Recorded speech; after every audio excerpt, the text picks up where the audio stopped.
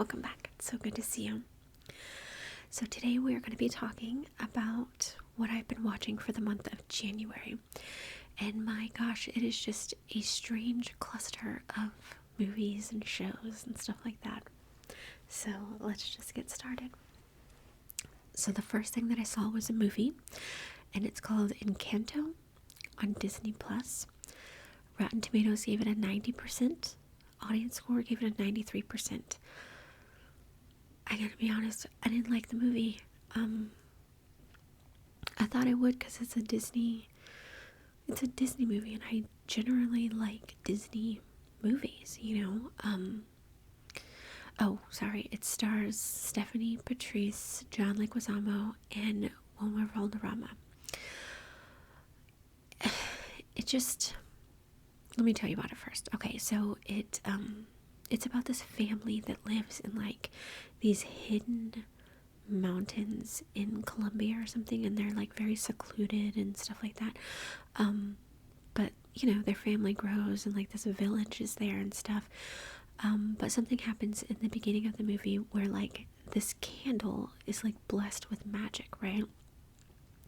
And so it gives each member of this family magical properties, like one of them has like strength, and the other one can like predict the future. One of them, her emotions control the weather. Like, it's very odd.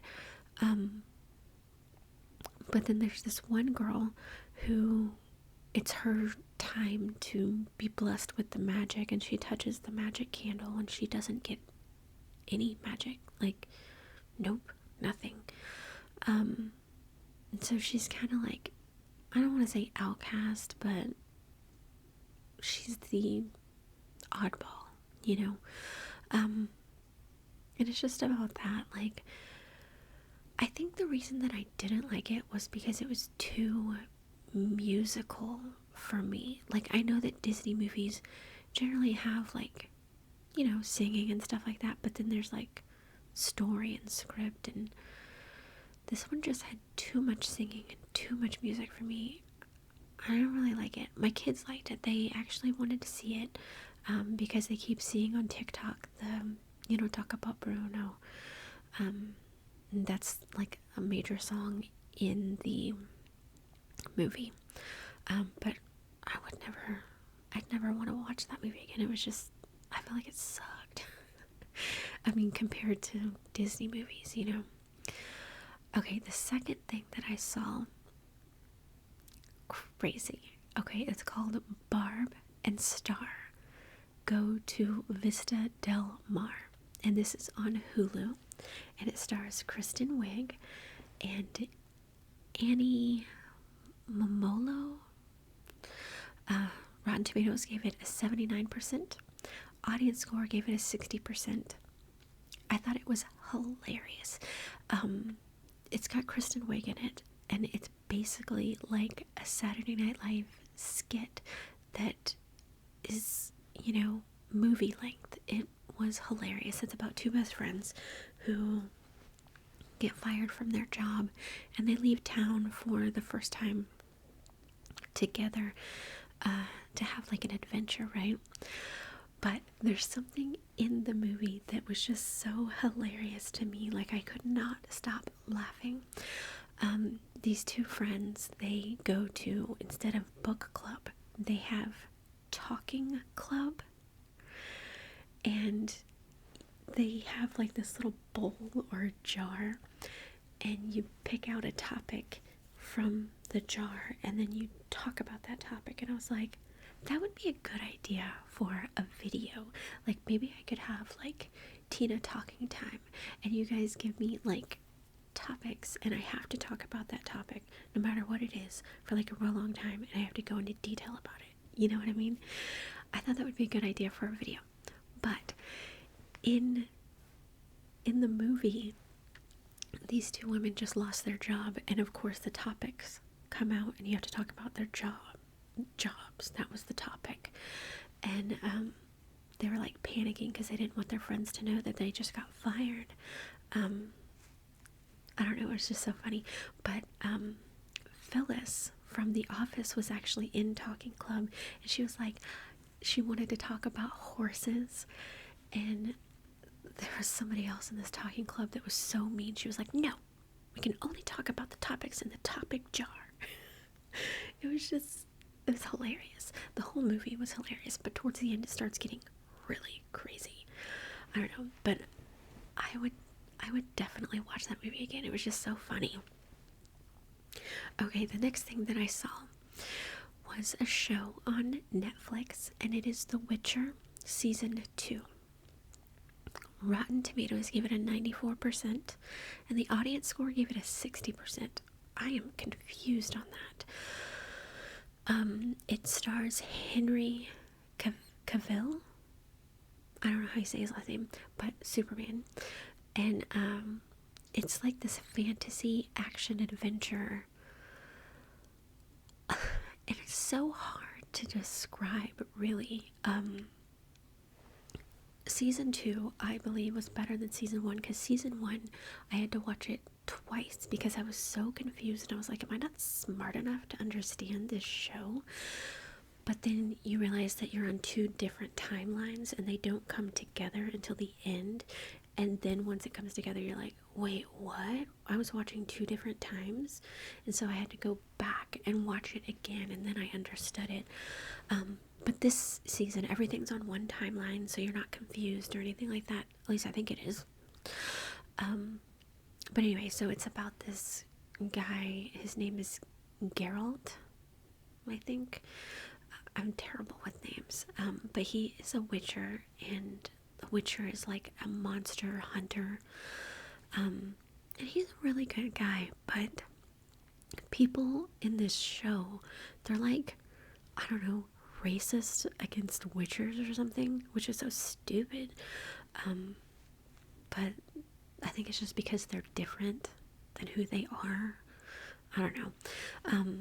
But I asked my husband, I was like, how do you describe this show? And he was like, I think it's like if you were to take Game of Thrones and mix it with Fantastic Beasts.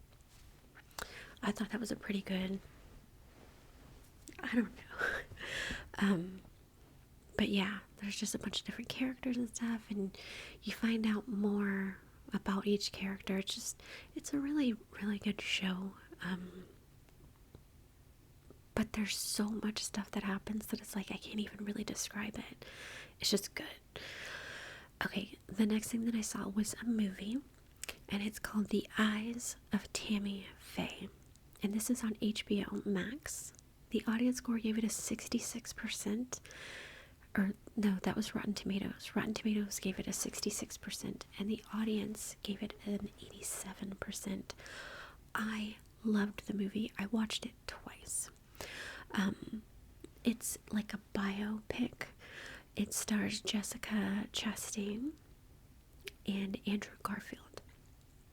And it's about Tammy Faye Baker and Jim Baker, who were these, like, I guess Christian, I'm not sure if they were Christian or not, but they were these televangelists, which is like TV pastors or whatever. And they start like from these humble beginnings, all innocent and sweet, and then they rise up to be literally like the world's largest religious network. And this is a true story. And Tammy Faye Baker, she was just so sweet, and she really believed the message that she was spreading and stuff like that. Her husband, Jim Baker, that guy was shady. She basically, did whatever he wanted her to do, and she was like the perfect wife or whatever. But he was, I believe when he started out, he was honest. But, money, fame, that kind of thing, he began to scheme, when he would take money from the church or donations, that kind of thing, and use them for things that they were not supposed to be for. There was a lot of lying and just a lot of financial scheming going on. And it was just very sad. It was a very sad movie, and I believe that Tammy Faye was innocent.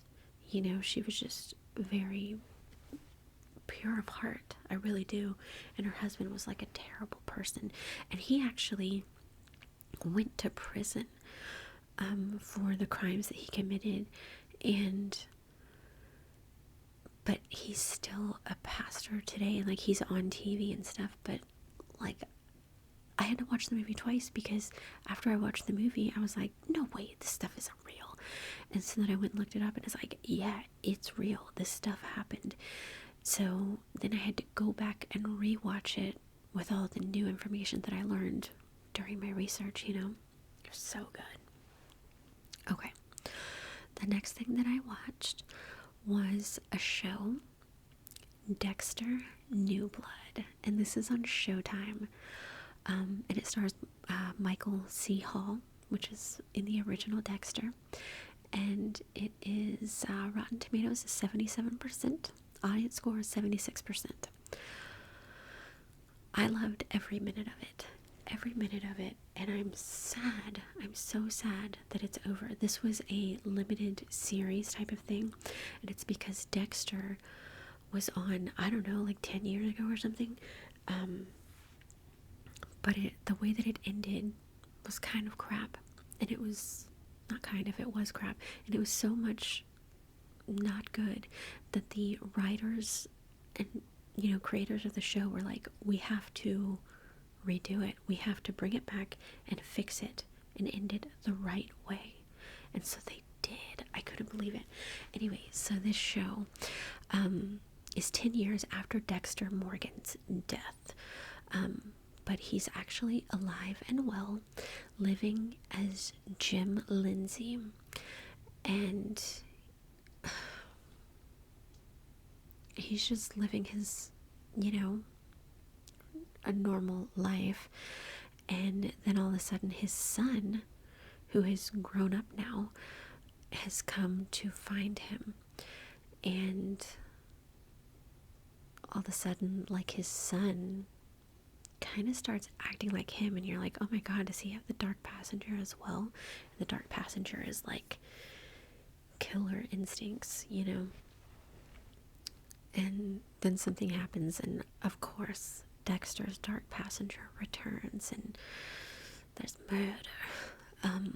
But it's like every episode you're like, oh my god, how's he gonna get out of this? How's he gonna get out of this? And then the ending was just like, no. But I mean, I liked how it ended. But I'm very sad that it's over, because it's like, yes, Dexter Morgan is a serial killer, but I like him. I mean, if you watch the show, you understand. Okay, the next thing that I watched was a show, and it is called Search Party Season 5, which is the final season of Search Party, and it's on HBO Max. And I think that it's odd, because this is the one show on HBO Max, at least that I'm aware of, that they release the whole season all at once. You don't have to wait for it week after week. It's just there. It's awesome. Rotten Tomatoes gave it 100%. Audience score gave it 41%. I agree with both of those, and I'll explain why. But it stars Aaliyah Shawkat, John Early, John Reynolds, and Meredith Hogner. I don't know. Okay, Search Party. In the beginning, it is this girl.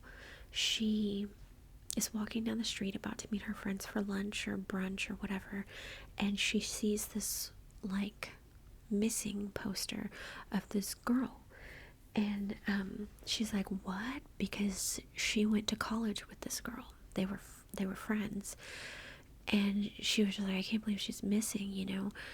And she tells her friends at brunch, and the whole series is about them locating this girl. And just it's like a comedy mystery, just insanity, okay? But season 5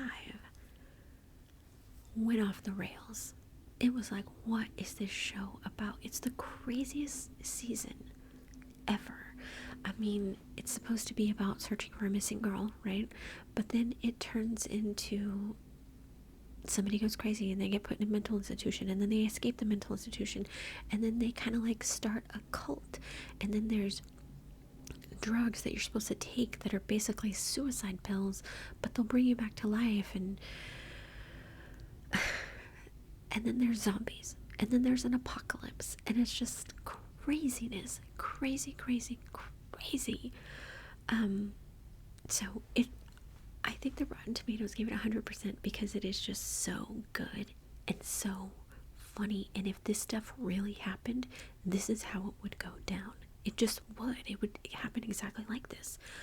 I think the audience score gave it a 41% because they were like, what is this show? This is not the show that I've been watching for 4 years,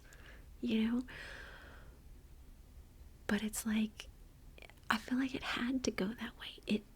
It just had to go that way.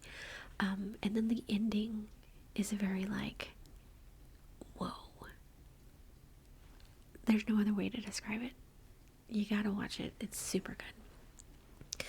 Okay, the next thing that I watched was a movie, and it is Hotel Transylvania 4, Hotel Transylvania. And that was on Amazon Prime. Rotten Tomato score gave it 52%. Audience score gave it 44%. I agree. It stars Adam Sandler, Andy Samberg, Selena Gomez, and it's the kids liked it. And if it came on TV or something, I'd probably sit down and look at it, but I'm not gonna be like, I feel like watching this movie. No. Okay, so Hotel Transylvania is about like Dracula. It's an animated movie. Dracula has this hotel for monsters, and his daughter fell in love with a human who just stumbled across the hotel while backpacking, and they have a kid together and stuff like that. Well, in this movie, Dracula has a new girlfriend, and they want to spend more time together and stuff like that. So he wants to pass down the hotel to his daughter and her husband, Johnny. Well, Johnny is human, and Dracula doesn't really want to give it to him anymore because he's too energetic and crazy, and he's going to make too many changes. So he tells Johnny, you can't have it because of the monster clause, right? And he's like, what's the monster clause? And he's like, well, you're not a monster, so you can't really have the hotel. So he talks to, I can't remember who he talks to, but the guy's like, oh, I can change you into a monster. Here's this little device that I happen to have that goes from human to monster. So dumb. And so he shoots him and makes him into a monster. And then, like, Dracula is like, oh my gosh, and he tries to change him back, but it's switched to human. And so him and his friends turn human while Johnny turns into a monster. And then they find out that, well, if you turn into a monster, you get crazier and crazier and crazier. And they have to go on this adventure, and it's so stupid. It really is. It's like, after the second movie, the first movie was awesome. The second movie was better than the first movie. The third movie started to suck. The fourth movie is the absolute worst. It's like, man, it's awful. I'm just disappointed because I really wanted the movie to be good because I really like that franchise, so it's quite disappointing. Okay, the next thing that I watched was Ozark Season 4, Part 1.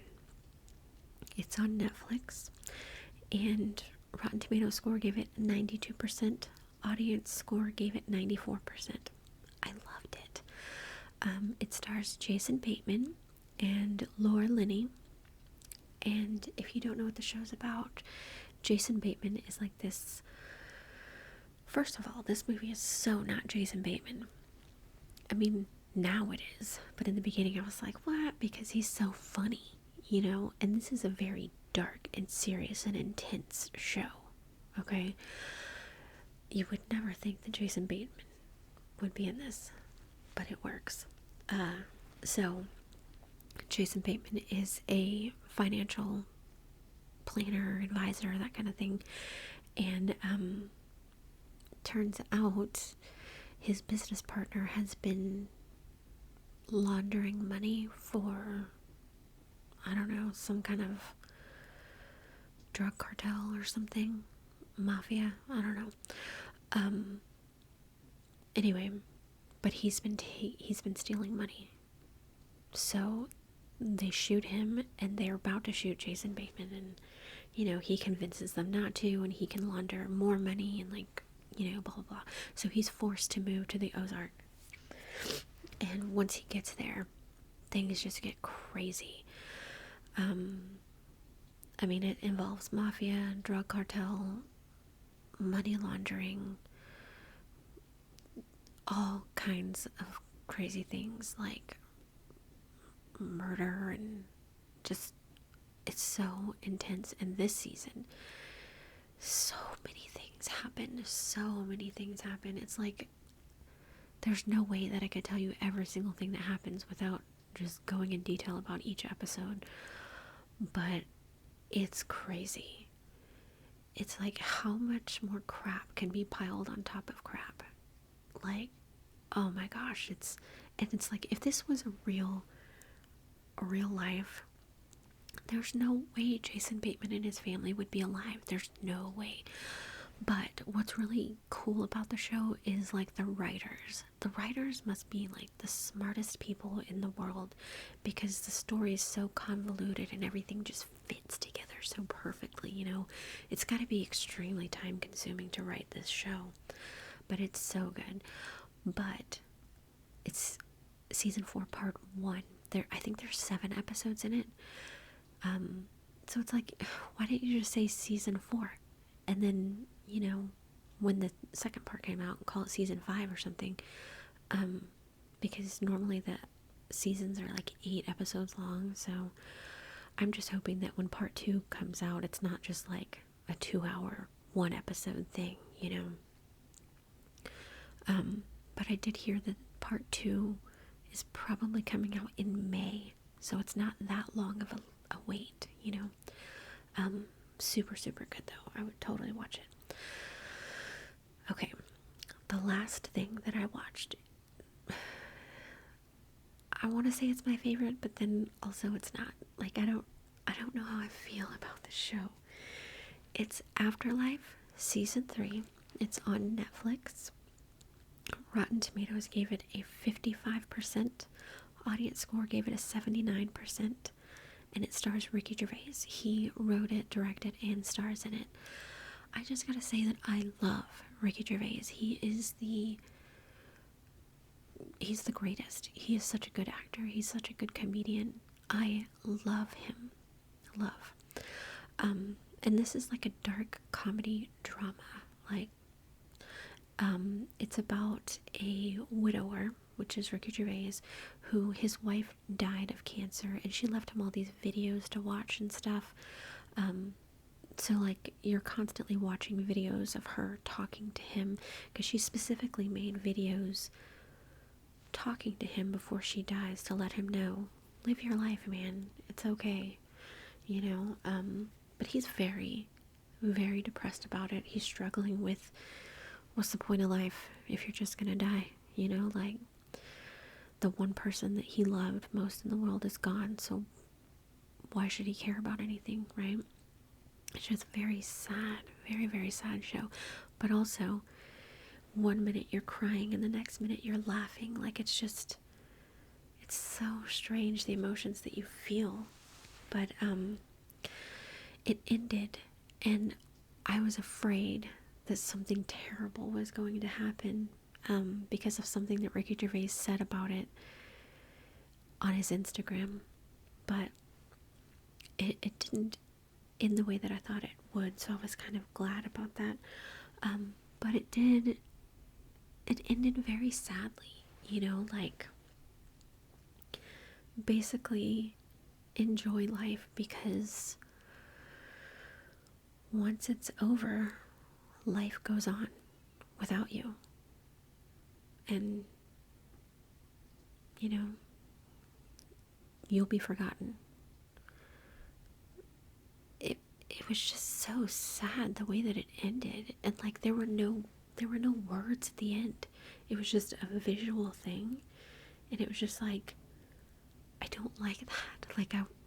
Like I wanted to cry, but I didn't, because it was true. What he said was true. You know, you don't know what's going to happen after you die. And you should try and enjoy the life that you have while you have it, because once it's gone, it's over. It's gone. And it was so sad, but it was true, and it was just, ugh. It made me have lots of emotions. But I love it, and I love shows like that Ricky Gervais makes. Like, he made this other show called Derek. I believe that's on Netflix as well. It's got 3 seasons, and it was so good. So good. And it's one of those shows where you're literally crying, and then you're laughing, and then you're crying. I mean, it's a very, very good show. I love Derek. So to me, I'm like, I loved this show, Afterlife, but I'm kind of glad that it's over because of the weird feeling that it gave me. But also because it's like, well, what's next? What are you going to come up with next, Ricky Gervais? You know, I can't wait. I cannot wait to see what he creates next. He's just so great at everything that he does. Everything. But anyway, so that is the stuff that I watched for the month of January. I really hope that you enjoyed that. Thank you so much for watching, and I will see you soon.